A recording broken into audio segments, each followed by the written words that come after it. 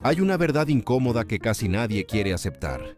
Si hubieras nacido en otro país, creerías algo completamente distinto y lo defenderías con la misma convicción. Si hubieras nacido en Arabia Saudita, probablemente serías musulmán. Si hubieras nacido en India, quizás serías hinduista. Si hubieras nacido en Estados Unidos o América Latina, probablemente serías cristiano. Y no porque lo hayas investigado, sino porque te lo enseñaron desde niño. En este video vamos a analizar algo que muchas personas prefieren ignorar. La mayoría de nuestras creencias no nacen de la razón, nacen del condicionamiento cultural. Vamos a ver cómo la biología del cerebro humano favorece el dogmatismo, cómo la psicología infantil programa nuestras creencias, cómo la cultura convierte ideas en identidades y por qué las personas defienden esas ideas incluso cuando son contradictorias o falsas. Sin mitos y sin miedo a cuestionar lo que parece intocable. Si te gusta este tipo de contenido, comparte este video. Deja tu opinión en los comentarios y suscríbete al canal. Porque entender cómo funciona la mente humana es el primer paso para dejar de ser manipulado por ella. Capítulo 1. El cerebro humano y la necesidad de pertenecer. Desde la perspectiva biológica, el ser humano no evolucionó para buscar la verdad. Evolucionó para sobrevivir dentro de un grupo. Durante cientos de miles de años, pertenecer a una tribu significaba vida. Ser expulsado significaba muerte. Por eso nuestro cerebro desarrolló algo muy poderoso, la necesidad psicológica de pertenecer. Esto explica por qué las personas adoptan las creencias del grupo en el que crecen. No es un proceso racional, es un proceso evolutivo. El cerebro infantil absorbe información sin cuestionarla, porque su objetivo principal es adaptarse al entorno social que le rodea. Desde pequeños aprendemos qué religión es verdadera, qué país es el mejor, qué cultura es superior, qué valores son correctos. Y lo aprendemos antes de desarrollar pensamiento crítico. La neurociencia muestra que los niños pequeños tienen una fuerte tendencia a confiar en las figuras de autoridad, padres, maestros, líderes religiosos. Lo que esas figuras dicen se convierte automáticamente en verdad para el cerebro infantil. Cita filosófica. El hombre nace libre, pero en todas partes está encadenado. Jean-Jacques Rousseau. Esas cadenas muchas veces son invisibles. Son las creencias que heredamos sin cuestionar. Ejemplos cotidianos. Un niño cristiano cree que su religión es la verdadera. Un niño musulmán cree exactamente lo mismo. Un niño hindú también. Tres verdades absolutas, completamente incompatibles. Soluciones aplicables. Enseñar pensamiento crítico desde la infancia. Exponer a los niños a múltiples perspectivas culturales. Fomentar preguntas en lugar de obediencia ciega. Capítulo 2. La programación cultural de la infancia. La infancia es el momento más vulnerable para la formación de creencias. El cerebro infantil tiene una enorme plasticidad neuronal. Eso significa que el entorno puede moldear profundamente la forma de pensar. Los psicólogos llaman a esto internalización cultural. Es el proceso mediante el cual absorbemos las normas y valores de la sociedad en la que vivimos. Durante años escuchamos frases como, esto siempre ha sido así, esto es lo correcto. Esto es lo que nuestra gente cree. Con el tiempo esas ideas dejan de ser opiniones. Se convierten en identidad personal. Cuando alguien critica esas creencias, el cerebro no lo interpreta como un debate intelectual. Lo interpreta como un ataque personal. Por eso discutir de religión o política suele generar reacciones emocionales intensas. No se está cuestionando una idea. Se está cuestionando la identidad de la persona. Cita filosófica. El mayor enemigo del conocimiento no es la ignorancia, sino la ilusión del conocimiento. Stephen Hawking.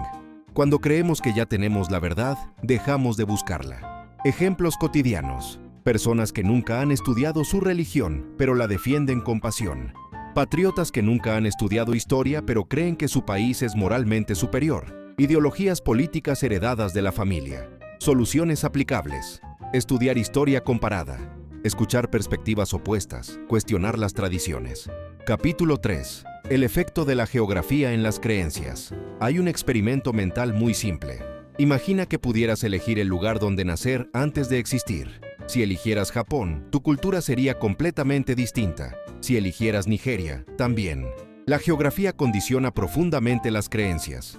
Clima, recursos, historia, guerras, migraciones. Todo eso moldea la cultura. Y la cultura moldea las ideas. Por ejemplo, sociedades agrícolas desarrollaron religiones centradas en fertilidad. Sociedades nómadas desarrollaron religiones más simples y portátiles. Sociedades industrializadas desarrollaron ideologías políticas complejas. Lo interesante es que las personas que nacen dentro de cada sistema lo perciben como natural y universal. Pero no lo es. Es un producto histórico. Cita filosófica. No veo cómo un hombre puede sentirse orgulloso de su nacionalidad. Es un accidente de nacimiento. Arthur Schopenhauer. La nacionalidad, la religión y muchas identidades culturales son literalmente eso, accidentes de nacimiento. Ejemplos cotidianos: rivalidades entre países, conflictos religiosos, nacionalismos extremos. Soluciones aplicables: estudiar antropología, viajar o conocer otras culturas, entender la historia global. Capítulo 4. El poder de la religión y los sistemas de creencia. Las religiones son uno de los ejemplos más claros de condicionamiento cultural. Cada religión se percibe a sí misma como la verdad absoluta. Sin embargo, cada una domina principalmente en una región específica del planeta. Eso ya dice mucho. La religión funciona como un sistema que da identidad al grupo, establece normas morales, genera cohesión social. Desde el punto de vista evolutivo, esto tiene ventajas, pero también tiene consecuencias. Cuando una creencia se vuelve sagrada, cuestionarla se vuelve peligroso. La historia está llena de guerras religiosas, no porque la religión necesariamente genere violencia, sino porque convierte ideas en identidades intocables. Cita filosófica. La fe consiste en creer lo que la razón no puede aceptar. Voltaire. Cuando una idea se protege del cuestionamiento, deja de evolucionar. Ejemplos cotidianos: discusiones religiosas en redes sociales, fanatismo ideológico, rechazo a evidencia científica. Soluciones aplicables: separar fe de conocimiento, promover educación científica, fomentar el debate abierto. Capítulo 5. Redes sociales y la nueva forma de dogmatismo. Muchos pensaban que Internet iba a liberar el pensamiento, pero ocurrió algo curioso. Las redes sociales crearon cámaras de eco, algoritmos que nos muestran principalmente contenido que confirma nuestras ideas.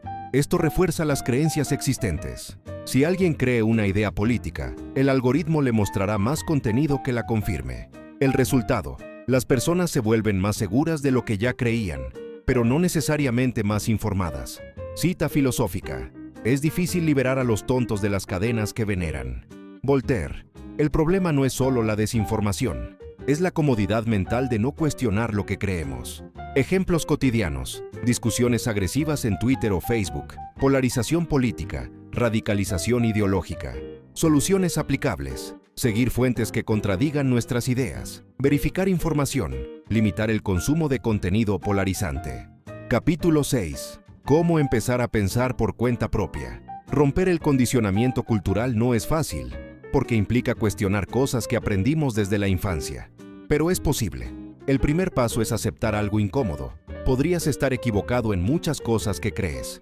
El pensamiento crítico comienza con esa humildad intelectual. Luego viene el proceso de análisis: estudiar historia, comparar culturas, analizar evidencia científica, escuchar perspectivas distintas. Pensar de forma independiente no significa rechazar todo, significa evaluarlo conscientemente. Cita filosófica.